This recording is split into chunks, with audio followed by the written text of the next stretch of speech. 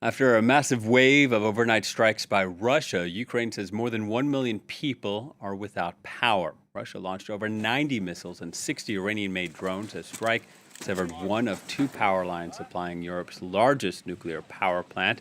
Emergency blackouts were reported in 7 different Ukrainian regions. And the country's largest dam was struck 8 times overnight, though authorities said there was no risk of breach. The attacks killed at least 5 people and about 10 were wounded.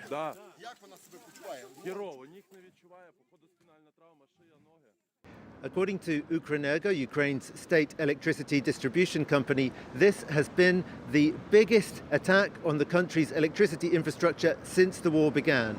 60 drones and nearly 90 rockets were fired by Russia.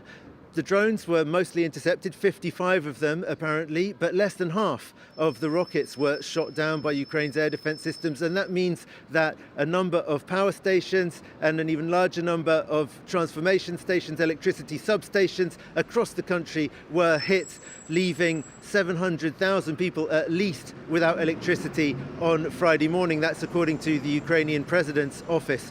In particular, the hydroelectric dam in Zaporizhia, which is called Dnipro, but it's just actually in Zaporizhia, was hit by 2 missiles. The company that runs that is saying that the dam is not at risk of bursting. There isn't a risk of flooding, but the equipment for generating electricity has been damaged, possibly beyond repair. Kyiv was not targeted in the strikes on Friday morning. It was on Thursday morning that around 30 missiles were fired towards the Ukrainian capital. All of them were shot down.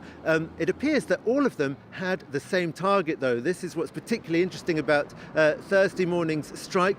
They all targeted the headquarters of Ukrainian military intelligence. That's according to sources inside that agency, quoted in various Ukrainian and foreign media. It's worth noting that Ukraine's foreign intelligence agency works in close cooperation with Russian paramilitaries, pro-Ukrainian Russian paramilitaries that have been recently staging incursions into the Russian regions of Belgorod and Kursk. And also the military intelligence agency claims responsibility for at least some of the long-range strikes inside Russia, particularly those that have recently been targeting Russian oil refineries.